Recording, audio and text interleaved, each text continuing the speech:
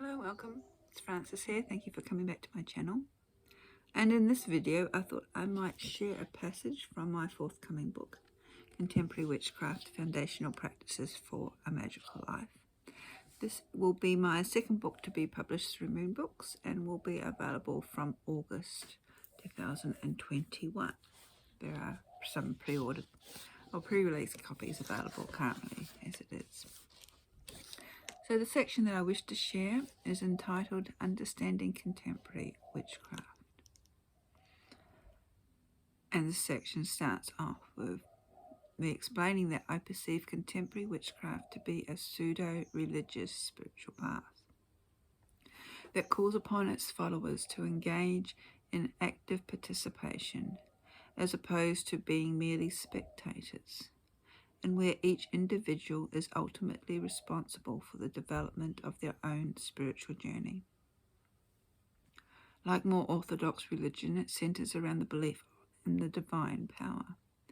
However, where contemporary witchcraft differs is that this divine power is actually perceived as being both masculine, the god, and feminine, the goddess.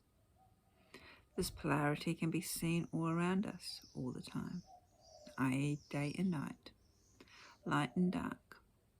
It is necessary for the existence of life, and as such, contemporary witchcraft can be viewed as reflecting the natural processes. Confusion arises due to the myriad of names used to describe the deities found within contemporary witchcraft. Depending on personal views of the practitioner, deity may be known by those names of gods and goddesses that have come down to us through ancient myths and legends.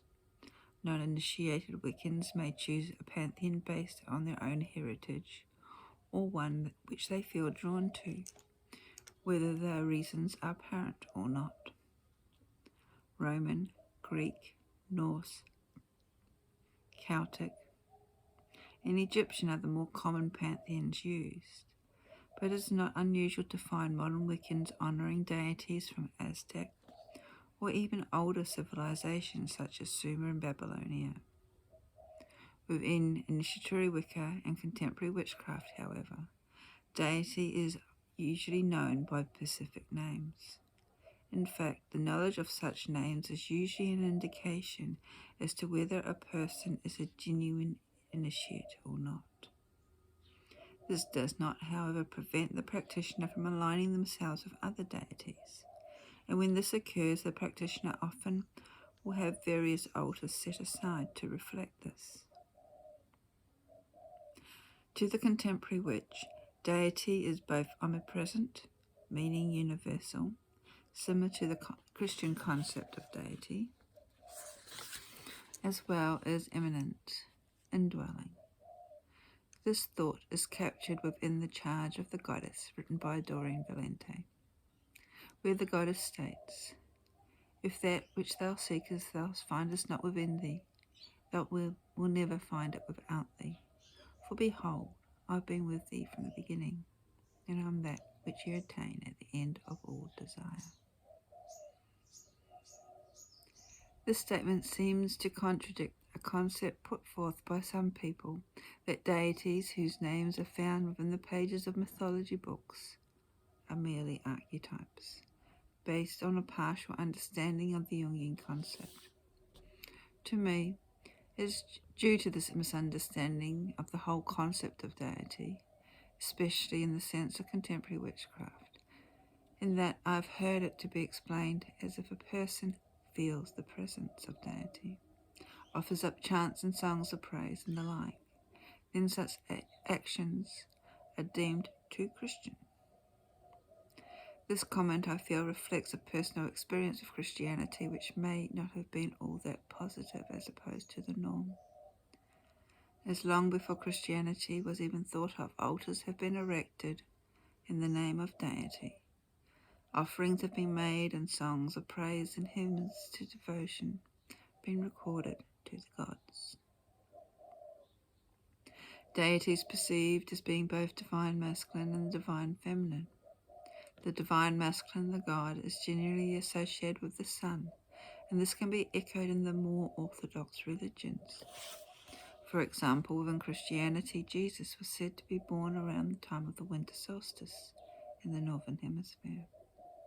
This was the sacred time when the other sun gods, such as Mithras and Attis, were also born.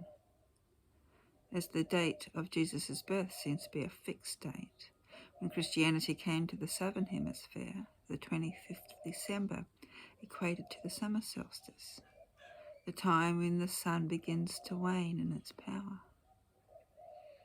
If we are looking for the actual date of Jesus' birth, then, when combining the influences from when the shepherds would likely have been in the fields and working back from Zechariah's priestly service, and he was John the Baptist's father, the date of Jesus' birth would have been more likely somewhere from mid-September to early October.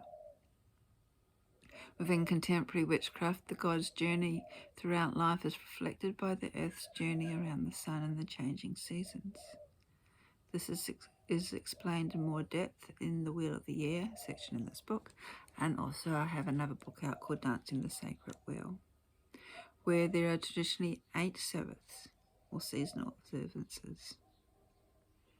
The divine feminine, the goddess, is often associated with the moon, and is further known in connection to one of the 3 phases: the maiden, associated with the new or the waxing moon; the mother, the full moon; and the crone, the waxing or dark moon.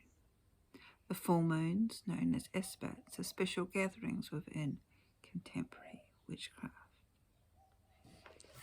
So that's a short reading from Contemporary Witchcraft.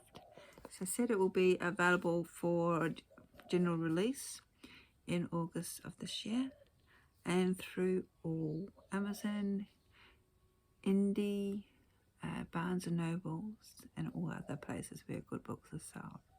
Blessings.